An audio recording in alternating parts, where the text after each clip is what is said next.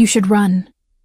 That was what everyone told Sarah when the royal convoy appeared on the horizon, black banners snapping in the cold northern wind like the wings of carrion birds. The entire village of Thornmere had gone silent, mothers pulling children indoors, merchants abandoning their stalls, even the dogs slinking into shadows as if they could sense the predator approaching. Sarah stood in the doorway of her small cottage, her 5-year-old daughter Luna clutching her skirt, and felt ice settle in her stomach. She knew who was coming. Everyone knew. Caden Thornblood, the Alpha King of the Northern Territories, the Beast Lord, the undefeated, the man whose very name made hardened warriors cross themselves and whisper prayers. They said he had killed his own brother in single combat. They said he could tear through an entire enemy pack without shifting, that he preferred the intimacy of feeling bones break beneath his bare hands. They said his eyes were empty, that whatever humanity had once lived inside him had been carved out the night his first mate betrayed him, leaving only rage and cold calculation. Sarah had heard all the stories. She had even treated warriors who had served under him, men who spoke of their king with a mixture of reverence and terror, who bore scars from battles won under his command, and who would die for him without question, even as they admitted they had never seen him smile, never heard him laugh, never witnessed a single moment of warmth or mercy. "Mama, why is everyone hiding?" Luna's voice was bright with curiosity rather than fear, because at 5 years old, she had not yet learned that some things in this world were worth fearing. Sarah knelt down, her healer's hands automatically checking her daughter's face for signs of the fever that had plagued her last week, finding only rosy cheeks and clear eyes. "There are important visitors coming, sweetheart. We need to be very quiet and very respectful. Do you understand?" Luna nodded solemnly, but Sarah could see the questions dancing in those two intelligent eyes, the same eyes her late mate David had possessed, full of wonder and stubborn curiosity. The convoy rolled into the village square with military precision, 50 mounted warriors in black armor flanking an enormous carriage that looked more like a mobile fortress than a vehicle. The horses were massive war beasts, their breath steaming in the autumn air, their hooves striking the cobblestones like hammers. When the carriage door opened, the temperature seemed to drop 10 degrees. Caden Thornblood stepped out, and Sarah forgot how to breathe. He was taller than she had imagined, broader, more overwhelming in his physical presence. But it was not his size that struck her frozen. It was the absolute emptiness in his face. His features were handsome in a brutal way, all harsh angles and sharp edges, with a scar running from his left temple down to his jaw, a souvenir from some long-ago battle. His hair was dark as midnight, pulled back in a warrior's knot, revealing pointed ears and the silver rings that marked him as royalty. His eyes swept over the village with clinical detachment, cataloging, assessing, finding everything and everyone beneath his notice. Those eyes were gray, the color of winter storms, and utterly devoid of warmth. He wore black leather and dark metal, weapons strapped to every available surface. A man who dressed for war even in peacetime. The village elder, Marcus, stepped forward with visible effort, his aged body trembling as he bowed low. "Your Majesty, Thornmere is honored by your presence. We have prepared the great hall for your delegation, and refreshments await your pleasure." Caden did not acknowledge the greeting with words. He simply nodded once, a gesture so minimal it barely qualified as acknowledgement, and began walking through the square. His warriors fell into formation around him, a moving wall of lethal efficiency. Sarah knew she should go. Inside, should pull Luna away from the window, should make herself invisible as everyone else had done.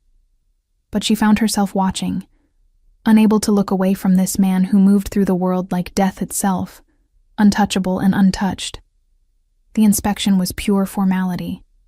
This village sat on the border between Caden's territory and the Eastern Pax, a strategic location that required periodic royal oversight to ensure loyalty and assess defenses. It should have been routine, boring, the kind of diplomatic necessity that kings delegated to subordinates. But Caden Thornblood trusted no one, relied on no one. And so he came himself to walk through a poor border village and remind everyone that he saw everything, controlled everything, and would tolerate no weakness or betrayal. Then it happened. Later, Sarah would replay the moment 1,000 times, wondering if she could have prevented it, if she should have held Luna's hand tighter, if she should have locked the door.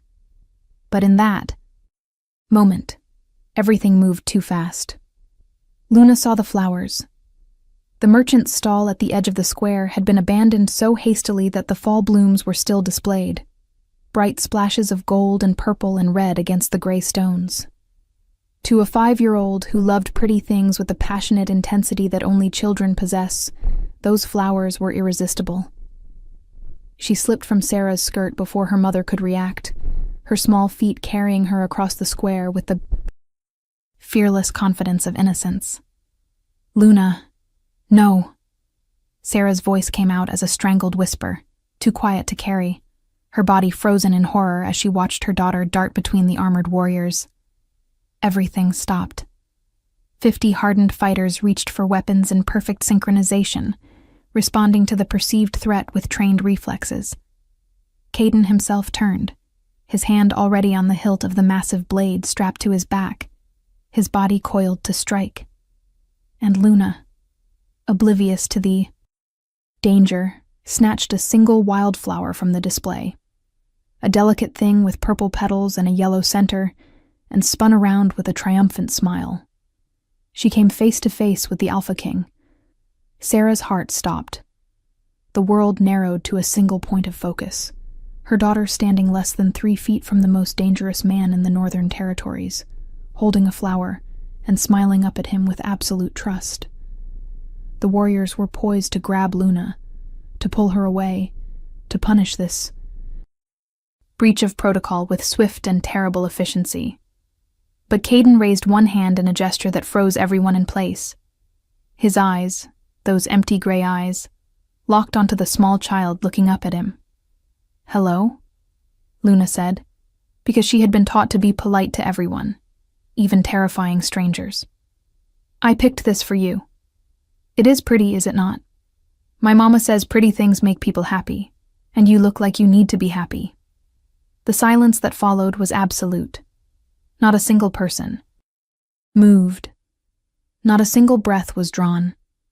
Sarah felt tears burning in her eyes, her mind already racing through desperate scenarios, planning how to beg for her daughter's life, how to offer herself in Luna's place, how to somehow fix this catastrophic mistake. Caden stared at the child. Seconds stretched into eternity. His face remained perfectly blank, that terrifying emptiness giving no hint of what thoughts moved behind it. Then slowly, with movements that seemed to cost him immense effort, he lowered himself to one knee. The armor creaked.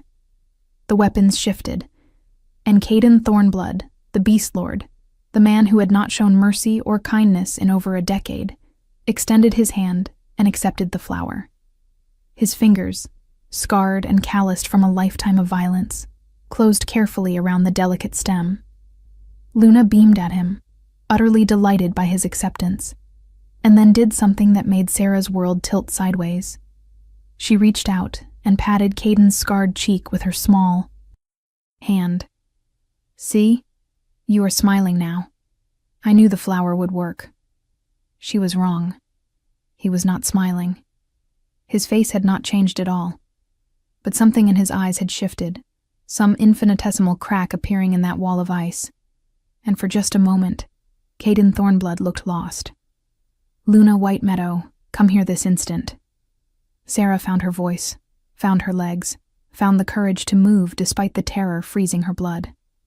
She crossed the square with measured steps, her healer's training keeping. Her movements calm and non-threatening, even as her heart hammered against her ribs.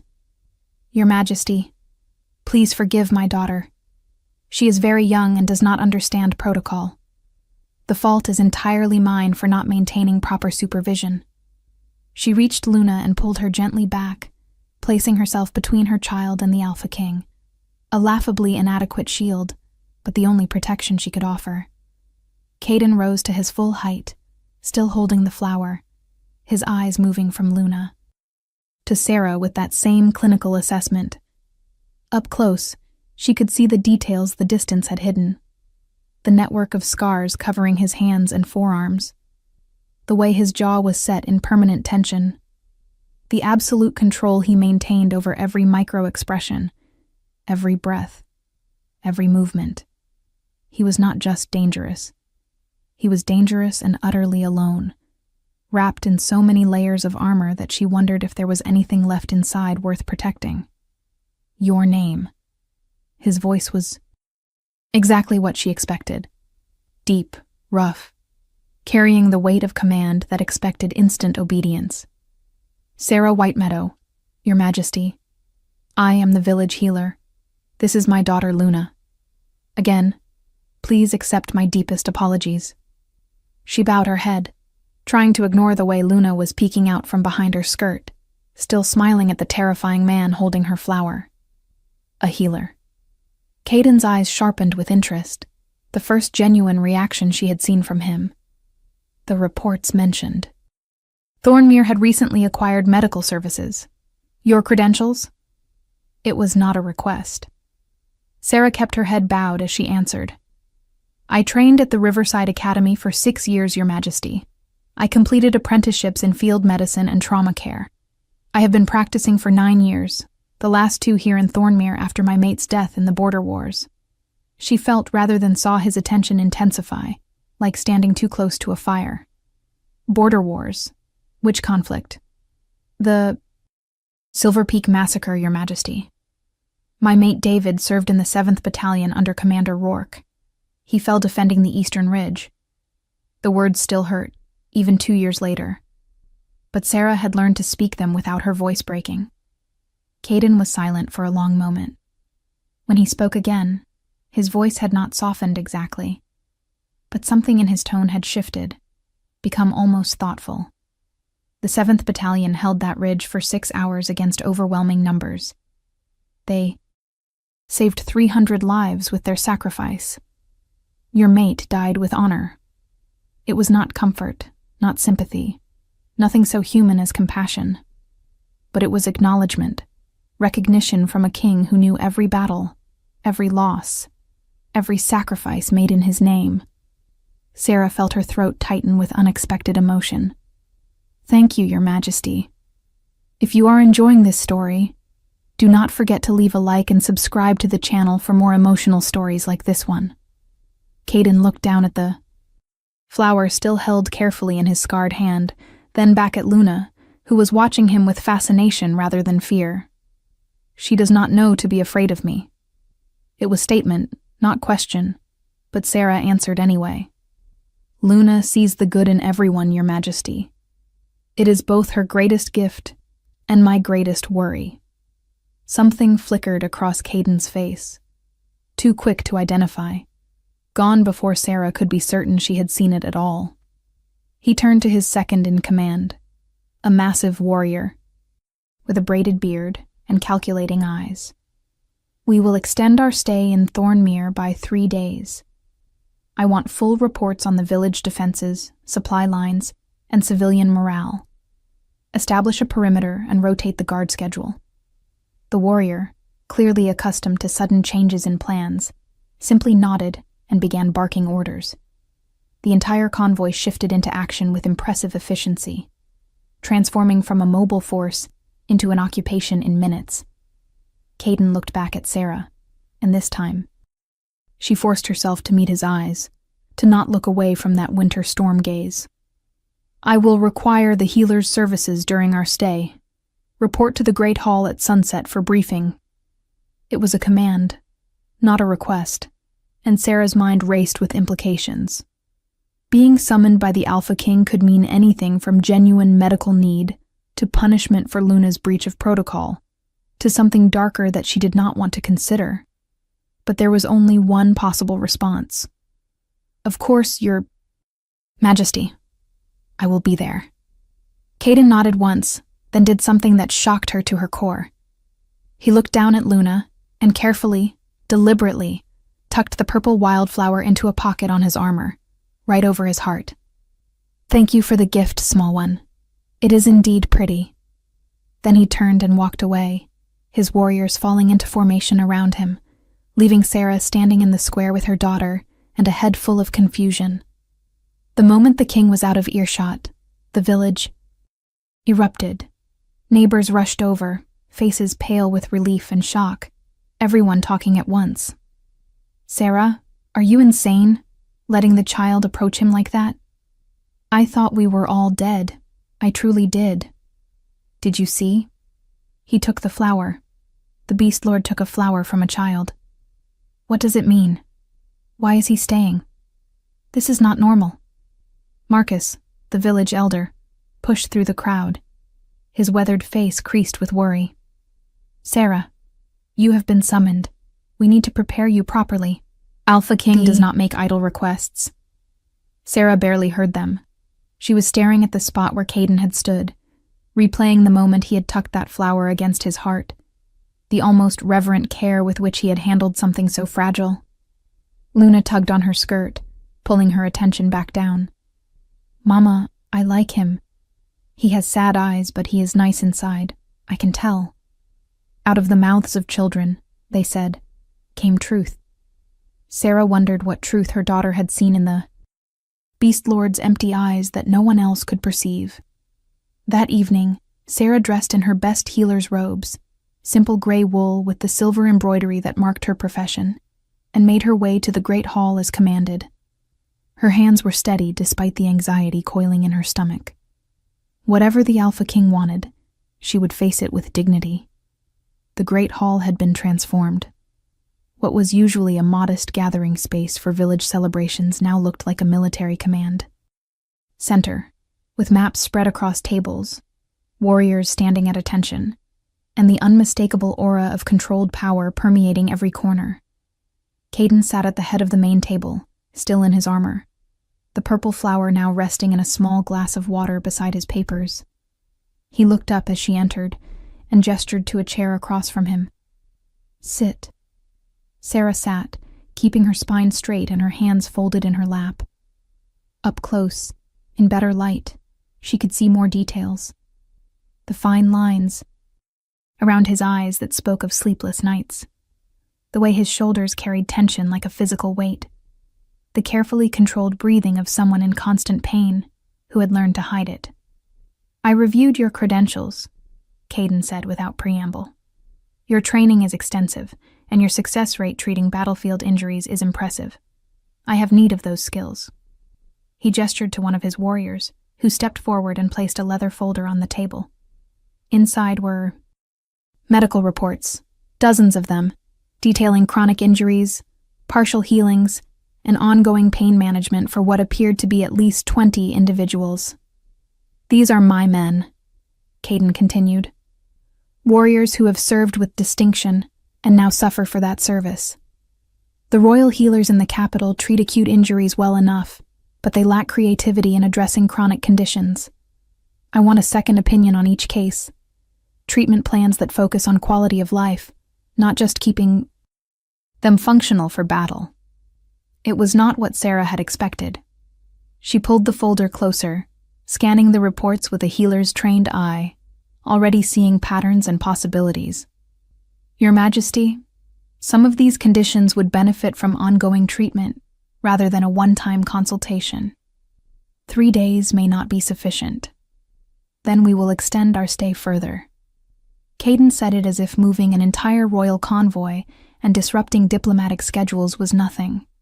A minor inconvenience. Easily addressed. My men's well-being takes priority over politics. Sarah looked up, surprised by the vehemence in his voice, the first real emotion she had heard from him. You care deeply for your warriors. It was observation, not question, but Caden answered anyway. They bleed for me. They die for me. The least I can do is ensure their suffering is not ignored. There was something raw in those words. some old wound still bleeding beneath the surface. Sarah recognized it because she had felt it herself. The guilt of surviving when others had not. The weight of being responsible for lives that could not be saved. I will review these cases tonight and prepare preliminary assessments by tomorrow evening, she said quietly. But I should warn your Majesty, I am not a miracle worker. Some of these injuries are severe enough that the best we can hope for is management rather than cure. I am not looking for miracles, Caden replied. I am looking for honesty, for someone who will tell me the truth rather than what they think I want to hear. His gray eyes locked onto hers with unexpected intensity. Can you do that, Healer Whitemeadow? Can you be honest with me? It felt like a test, like this entire conversation was about something more than medical treatment. Sarah thought about Luna's words, about sad eyes and hidden kindness, about a man who had accepted a flower from a child when he could have crushed her without effort. Yes, Your Majesty, I can be honest with you. Something in Caden's expression shifted, a fractional relaxation of the rigid control he maintained. Good. Then we understand each other. He stood, clearly dismissing her, but then paused. Your daughter. She is healthy? The question caught Sarah off guard. Yes, Your Majesty. She had a fever last week but has recovered fully. See that she remains healthy, Caden said. And there was something in his voice that made it sound less like a command and more like genuine concern. The world needs more souls who can see beauty in small things. Then he turned away, returning his attention to the maps and reports, and Sarah understood she was dismissed. She gathered the medical files and stood, but at the doorway, she could not resist looking back. Caden stood alone at the table, surrounded by warriors who served him, but kept a careful distance, studying battle plans with the same empty expression he wore like armor. The purple flower sat in its glass of water, the only spot of color in a sea of black and gray, absurdly delicate against the weapons and war documents. Sarah left the great hall with more questions than answers, and the growing certainty that the Beast Lord was not quite the monster everyone believed him to be. Over the next 2 days, Sarah threw herself into the medical cases, working late into the night reviewing reports and developing treatment plans. She set up a temporary clinic in the village healing house, seeing Caden's warriors one by one, listening to their stories of battles and injuries, discovering that beneath the fearsome reputation, these were men who hurt and hoped and worried like anyone else.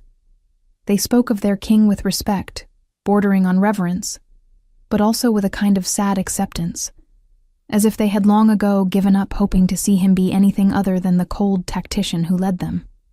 He was different once, one grizzled veteran told her, as she examined an old shoulder injury that had never properly healed. Before the betrayal, before his first mate turned out to be a spy who murdered half the court, he used to laugh. He used to believe in things. Now he just exists, moving through the motions of ruling without ever really living. Sarah filed that information away, piecing together a picture of a man broken by trust, destroyed, who had rebuilt himself into something harder and colder because it was the only way to survive the pain. She saw Caden himself each evening, reporting her findings and recommendations. In meetings that gradually grew longer as he asked more questions, challenged her conclusions, and seemed genuinely interested in her medical reasoning.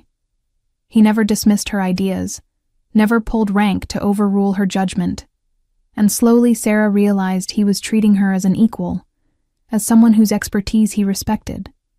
It was strange and unexpected and oddly comfortable. On the third evening, as she finished presenting her final cases, Caden leaned back in his chair and studied her with those calculating eyes. You have impressed me, Healer Whitemeadow. Your treatment plans are innovative and practical. My men speak highly of your bedside manner. Sarah inclined her head, accepting the compliment. They are good men, Your Majesty. They deserve quality care. They do, Caden agreed. Which is why I am making you an offer. Come to the capital, serve as chief medical officer for the Royal Guard.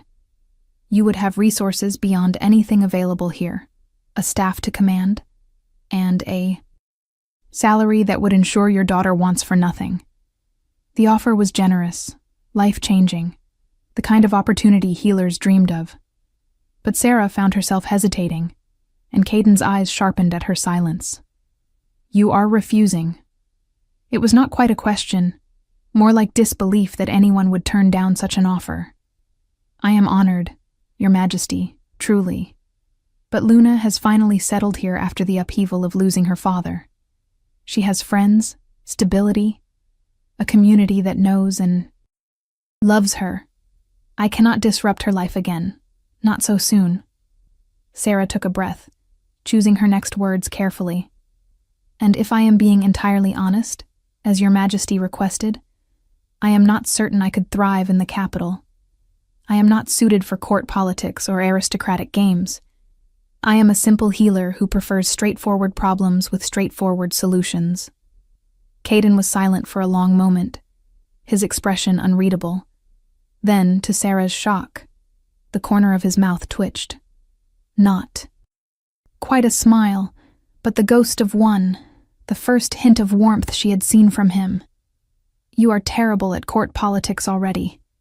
Anyone with sense would have lied and said they needed time to consider, bought themselves negotiating room.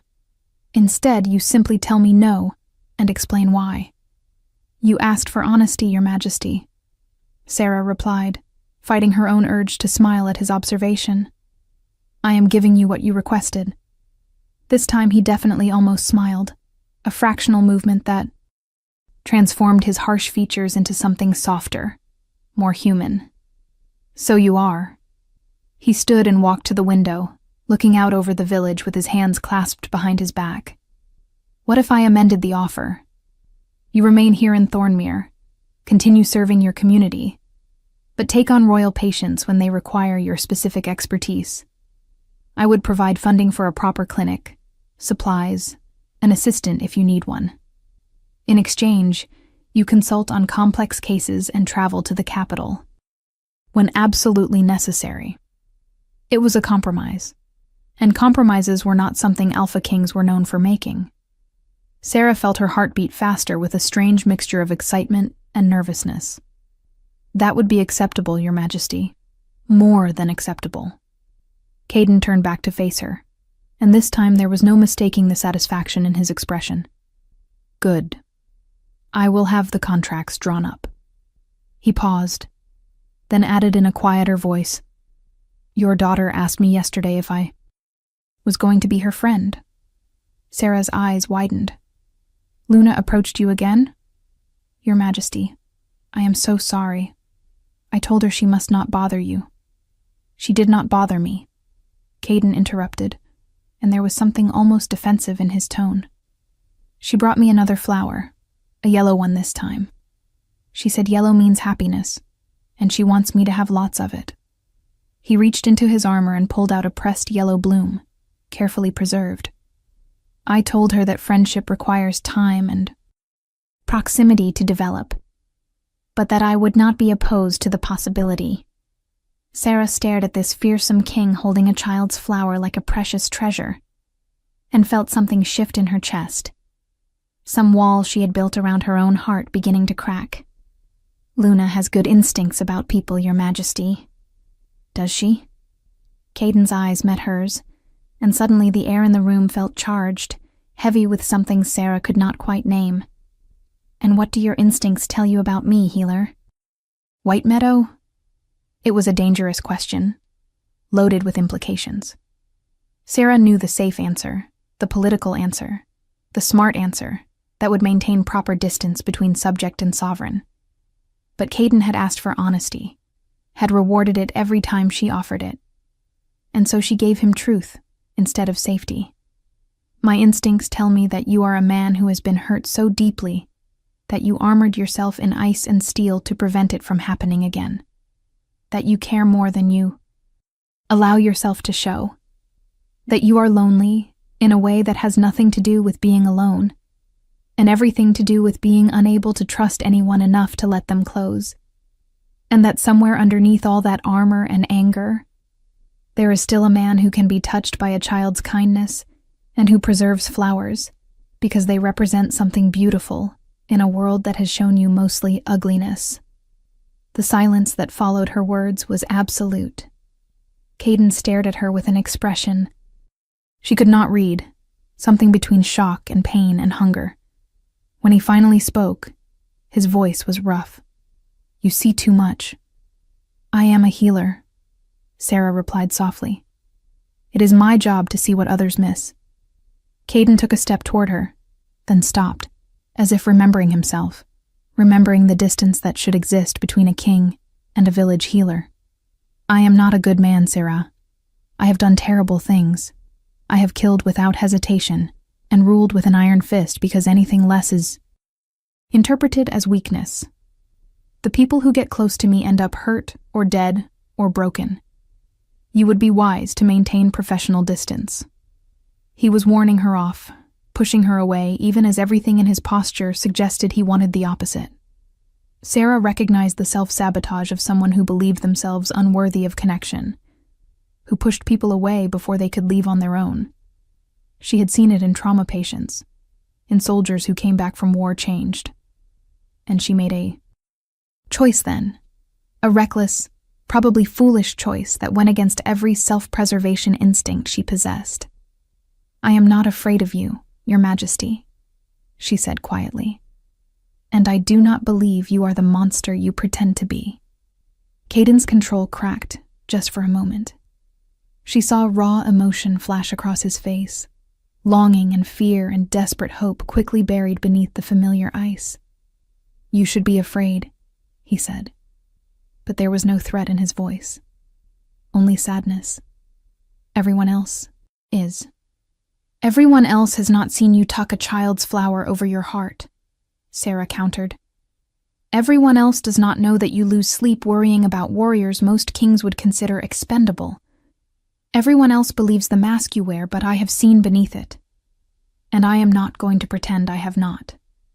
They stood there, separated by 10 feet of floor and an ocean of propriety and protocol, looking at each other while something electric and impossible built in the air between them.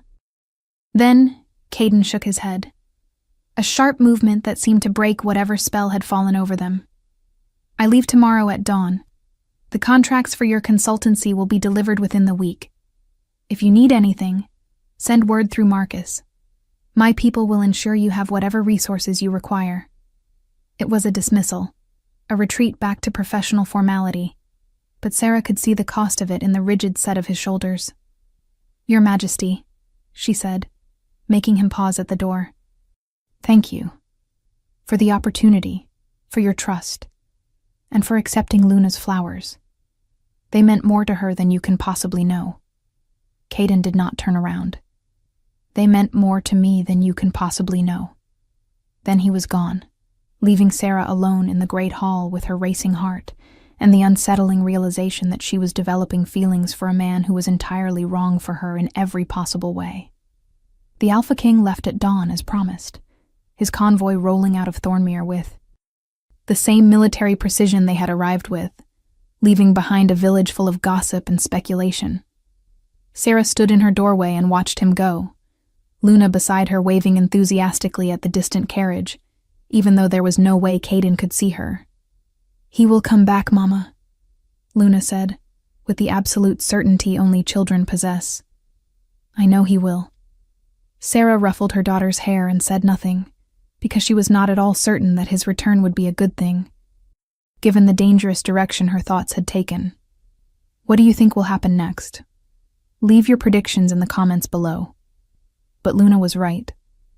2 weeks later, a messenger arrived with the consultancy contracts, a substantial advance payment, and a personal note in sharp, angular handwriting. "The yellow flower has died despite my best efforts to preserve it. Luna's prescription of happiness appears to require more than botanical interventions. I will return in 1 month to discuss a complex medical case that requires your expertise. Until then, be well. K." Sarah read the note 3 times, her healer's mind cataloging the significance of every word choice, every implication. He had signed it with just his initial, a subtle intimacy that contradicted the formal tone. He had acknowledged his inability to preserve something beautiful, a metaphor so transparent it made her ache.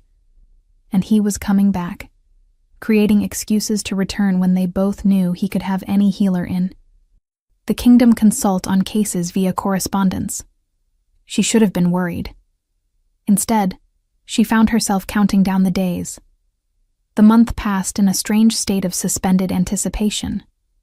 Sarah threw herself into building the new clinic, using the royal funding to create something far beyond what Thornmere had ever possessed. She hired an apprentice, a bright young woman named Cassie who showed real talent. She treated the steady stream of patients that came not just from the village but from surrounding settlements, her reputation growing with each successful outcome. And she thought about Caden far more than was wise or appropriate, replaying conversations, analyzing moments, wondering what it meant that an alpha king would preserve flowers from a child and write cryptic notes to a widow healer. Luna talked about him constantly, weaving elaborate stories about the sad king who needed friends and flowers to make him happy. She picked bouquets regularly, insisting they had to keep them fresh for when he returned. Sarah did not have the heart to discourage her, even as she worried about the attachment her daughter was forming to a man who might disappear from their lives as suddenly as he had entered them. When Caden finally returned, it was without fanfare or advance warning. Sarah was in the clinic, elbows deep in organizing supply cabinets, when Cassie rushed in wide-eyed. "Healer White Meadow, the Alpha King is here. Just him and 2 guards. He's asking for you." Sarah's heart leaped into her throat. She looked down at herself, covered in dust and completely unpresentable, and briefly considered taking time to change before deciding that was ridiculous. If Caden wanted the professional healer, he would get her as she was, dust and all. She found him in the clinic's small waiting area, looking absurdly large in the space designed for ordinary people.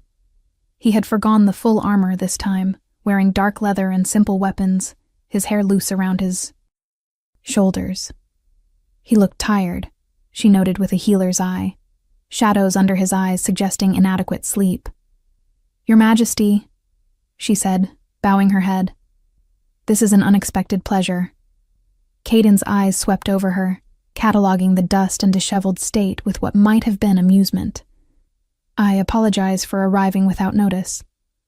I was in the area and thought I would inspect the clinic personally, ensure the Crown's investment is being used appropriately." It was a transparent excuse, and they both knew it. Sarah gestured to the space around them.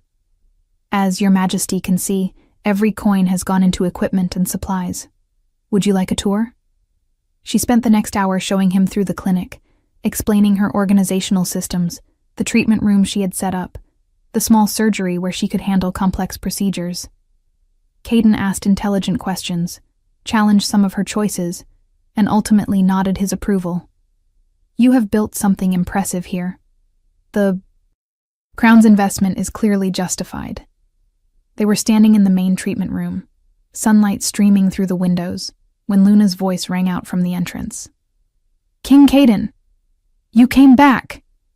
Before Sarah could stop her, Luna came running in, a fresh bouquet of wildflowers clutched in her small hands, her face lit with pure joy. She skidded to a stop in front of Caden and held up the flowers triumphantly.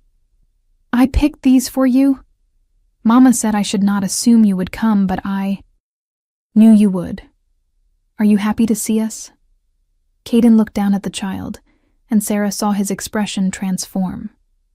The ice melted away, replaced by something tender and almost wondering. He knelt down, bringing himself to Luna's level, and accepted the flowers with the same careful reverence he had shown the first time. "I am happy to see you, little one. These are beautiful. Did you pick them yourself?" Luna nodded vigorously. "Mama helped me find the prettiest ones. She said you probably see lots of fancy flowers in your castle, but I told her you like our flowers better because they are from friends." The statement hung in the air, a child's simple declaration of relationship that carried enormous weight. Caden was quiet for a moment, then said softly, "You are correct. These flowers are far more valuable than anything in my castle." Luna beamed, and then, with the impulsive affection of a 5-year-old, wrapped her arms around Caden's neck in a hug. Sarah saw him freeze, every muscle going rigid, his eyes going wide with something that looked like panic. For a terrible moment, she thought he might push Luna away, might react with the violence that his reputation promised. But then, slowly, carefully, as if handling something infinitely precious and breakable, Caden brought his arms up and returned the embrace. His eyes closed. His breath shuddered. And Sarah realized with a shock that this might be the first genuine affection the Alpha King had received in years, perhaps decades. When Luna finally released him and skipped off to play in the clinic's small garden, Caden remained kneeling on the floor, staring after her with an expression of such raw vulnerability that Sarah felt like an intruder witnessing something too intimate for outside eyes. "Your Majesty," she said softly, and he flinched as if awakening from a dream. He stood abruptly, turning away to compose himself, but not before Sarah saw the suspiciously bright sheen in his eyes. "If you want to see how this story ends, make sure you are subscribed with notifications on." "Forgive me," he said roughly. "That was inappropriate. I should not have allowed such familiarity." "There is nothing to forgive," Sarah replied. "Luna has a gift for seeing what people need and giving it without hesitation. She knew you needed kindness." Caden turned back to face her, and the raw emotion in his expression stole her breath. "What I need is dangerous, Sarah. What I need would put you and Luna at risk. I should leave. I should not have come." But he did not move. He stood there, conflict written across every line of his face, a man torn between desire and duty, between wanting and deserving. Sarah made a decision then, perhaps the most important decision of her life. She closed the distance between them, close enough to feel his heat, close enough to see the silver flecks in his gray eyes. What if we are willing to accept that risk? His breath caught. "You do not understand what you are." Saying, "I understand perfectly," Sarah said, surprised by her own boldness. "I understand that you are a complicated man with a dark past, and enemies who would use any weakness against you. I understand that caring about you is probably the least sensible thing I could do. But I also understand that my daughter sees something in you worth caring about. And Luna has never been wrong about people. Neither has my own heart, and it is telling me that the Beast Lord is a myth, a mask you wear, and the real Caden is someone worth knowing." He stared at her as if she had grown a second head, as if the concept of someone choosing to know him, choosing to risk caring about him, was so foreign he could not process it. "I killed my own brother," he said, and it sounded like a confession torn from his soul. "He betrayed me, worked with my mate to destroy everything I had built, and I killed him with my bare hands. I felt his neck break and I felt nothing. No remorse, no hesitation, nothing. What kind of monster does that make me?" Sarah reached out slowly, giving him time to pull away, and placed her hand over his heart. She felt it hammering against her palm, felt the rapid breathing he was trying to control, felt the tremor running through his powerful frame. It makes you someone who was hurt so badly that you shut down your emotions to survive the pain. But you are not that man anymore, Caden. That man would not preserve children's flowers. That man would not lose sleep over his warrior's chronic pain. That man would not be standing here terrified of hurting me, which means you still have a heart. You have just forgotten how to listen to it. Caden covered her hand with his own, pressing it harder against his chest, as if trying to prove something to both of them. "If I let myself care about you, if I let myself hope for something beyond duty and survival, and then I lose you the way I lost everyone else, it will destroy what little remains of me." His voice was barely a whisper, each word costing him enormous effort. I cannot survive that kind of loss again." "Then do not lose us," Sarah said simply. "Fight for us the way you fight for your kingdom. Trust us the way you trusted a child with a flower. Give us a chance to prove that not everyone will betray you." They stood there, hands pressed between them, hearts beating in synchronization, balanced on the knife edge between possibility and retreat. Then Caden did something that shocked her. He raised his other hand and gently, reverently, touched her face, tracing the line of her jaw with calloused fingers that shook slightly. "I do not know how to do this," he admitted. "I do not know how to be gentle or soft or any of the things you deserve. I only know how to fight and command and destroy."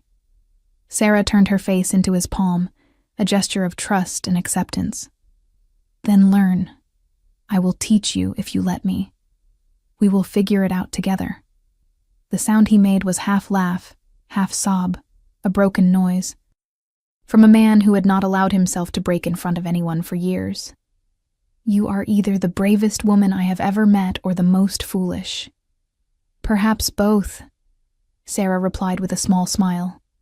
"Healers learn to be brave in the face of impossible situations." Caden's thumb brushed across her lower lip, a feather-light touch that sent electricity down her spine. His eyes darkened with hunger and yearning and terrified hope. "If I kiss you now, there will be no going back. My wolf will recognize you as mine, and I will spend the rest of my life protecting you and Luna with everything I have. Is that what you want? Because I need to hear you say it. I need to know you understand what you are choosing." Sarah's breath caught at the intensity in his voice, at the barely leashed power she could feel radiating from him. This was not the cold beast lord making rational decisions. This was a man on the edge of claiming his mate, his true mate, after years of believing such a thing was. "Impossible. I want this," she said clearly, meeting his eyes without flinching. "I want you, Caden. Not the king, not the legend, but the man who preserves flowers and worries about his warriors and is gentle with my daughter. I see you, all of you, and I am choosing this." The kiss, when it came, was nothing like she expected. She had thought it might be fierce, overwhelming, the claiming of a powerful alpha. Instead, it was achingly tender, heartbreakingly gentle, as if Caden was afraid she might shatter beneath his touch. His lips moved against hers with reverent care, tasting, learning, savoring. One hand cupped her face while the other settled at the small of her back, pulling her closer but still maintaining that careful control. Sarah melted into him, her own hands finding their way to his chest, feeling his heart racing beneath her palms. The mate bond snapped into place like a physical thing, a golden thread of connection that bound them together, and she gasped against his mouth at the overwhelming rush of emotion that came with it. She felt his loneliness, his fear, his desperate hunger for connection, but also his strength, his honor, his capacity for devotion that had been dormant for so long. And beneath it all, she felt love, raw and new and terrifying in its intensity, a love that would burn away his darkness or die trying. Caden pulled back, resting his forehead against hers, his breathing ragged. "Mine," he growled, and there was his wolf in his voice, primal and possessive. "My mate, my heart, mine to protect and cherish." "Yours," Sarah confirmed, feeling the truth of it settle into her bones. "And you are mine, Caden. My mate, my heart, mine to heal and hold." They stood there in the treatment room, wrapped in each other, the mate bond humming between them, while outside the window Luna played in the garden, picking more flowers and humming a happy tune. Later they would have to figure out the politics of an alpha king taking a common healer as his mate. Later, they would have to navigate the dangers and challenges that would inevitably come. Later, they would have to explain to Luna that her friend the Sad King was going to be part of their family in a way that would change everything. But in that moment, none of that mattered. In that moment, there was only the two of them, two broken people finding wholeness in each other, two lonely souls finally coming home. The news spread through the kingdom like wildfire, as such news always did. The Beast Lord had found his true mate, not a princess or a noble lady as everyone expected, but a common healer from a border village. The court was scandalized, the nobility was appalled, and Caden, for the first time in his reign, did not care even a little bit what anyone thought. He claimed Sarah publicly, in the ancient ceremony of the full moon, before witnesses from every pack in the northern territories, declaring her his queen and Luna his adopted daughter.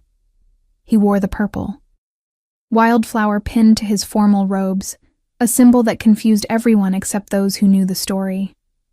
When the elders protested, when the advisors counseled caution, when the politicians tried to negotiate a more advantageous match, Caden shut them down with a coldness that reminded everyone why he was called the Beast Lord. "She is my mate," he said, and his voice carried the absolute authority of an alpha who would tolerate no challenge. "Anyone who disrespects her disrespects me. Anyone who threatens her answers to me personally. Are we clear?" They were very clear. Sarah's transition to queen was not easy. The court watched her every move, waiting for her to fail, to prove herself unworthy of the crown. But they had not counted on Caden's absolute devotion or Sarah's own quiet strength. She won over the people by continuing her healing work, by treating everyone from the lowest servant to the highest noble with the same compassion and skill. She won over the warriors by remembering every one of their names and following up on their treatment plans. She won over even the skeptical nobility by demonstrating a sharp political mind and an unwillingness to be intimidated by anyone. And she won over Caden's heart completely by simply being herself, by accepting all of his darkness and loving him anyway, by showing him that trust could be rebuilt and love could heal even the deepest wounds. Luna thrived in the castle, charming everyone with her innocent joy and her insistence on bringing flowers to all the serious, grumpy people who clearly needed them. She adopted Caden's warriors as a collection of uncles, learned to ride horses from the stable master, and declared herself the Princess of Happiness, a title no one had the heart to dispute. Caden changed in ways both subtle and profound. He smiled more, a real smile that reached his eyes and transformed his harsh features. He laughed at Luna's antics and Sarah's dry observations. He learned to show affection publicly, to hold Sarah's hand during council meetings, to ruffle Luna's hair when she presented him with her daily flower. The ice did not melt all at once, but slowly, gradually, like winter giving way to spring. There were hard days still, moments when the old trauma resurfaced, when Caden pulled away because the vulnerability terrified him. But Sarah was patient, meeting him where he was, reminding him that healing was not a straight line, but a journey with setbacks and progress alike. And every time he stumbled, she was there to catch him, to love him through it, to prove that she was not going anywhere. On their 1-year anniversary, Caden took Sarah and Luna back to Thornmere, to the village where a child had offered a flower to a monster, and everything had changed. They walked through the square where they had first met, and Caden knelt down in front of Luna, now 6 years old and even more fearless than before. "Little one," he said, pulling a small velvet box from his pocket. "A year ago, you gave me a flower and told me it would make me happy. You were right. That flower led me to your mother, and your mother led me back to life. I want to give you something in return." He opened the box, revealing a delicate silver necklace with a pendant shaped like a wildflower, each petal detailed with careful craftsmanship. "This is to remind you that your kindness changed everything, that seeing good in people, even when they have forgotten it themselves, is a kind of magic more powerful than any spell." Luna's eyes went wide with wonder. She touched the pendant with gentle fingers, then threw her arms around Caden's neck. "I love it, Papa. Thank you." The title made Caden's breath catch. They had not discussed it, had not formalized anything. But Luna had decided months ago that Caden was her papa in all the ways that mattered. He held her tight, this child who had saved him without knowing she needed to, and blinked back tears. I love you too, little flower, more than you will ever know. Sarah watched them with her own eyes wet, her heart so full it felt like it might burst. This life, this impossible, beautiful life that had started with a chance encounter and a child's fearless kindness, was more than she had ever dreamed possible. That night, in their private chambers back at the castle, Caden pulled Sarah into his arms and held her close. "Thank you," he whispered into her hair, "for seeing me, for choosing me, for teaching me that I could be more than the monster I thought I was." Sarah pulled back enough to look into his eyes, those gray eyes that were no longer cold, but warm with love and contentment. "You were never a monster, Caden. You were just a man who needed to be reminded that he deserved happiness." Caden kissed her then, slow and deep and full of promise. "I will spend the rest of my life proving that you made the right choice in loving me." "I know," Sarah replied, smiling against his lips. "I have always known. If this story touched your heart, share it with someone who loves epic romance. Tell me in the comments, did you see this ending coming?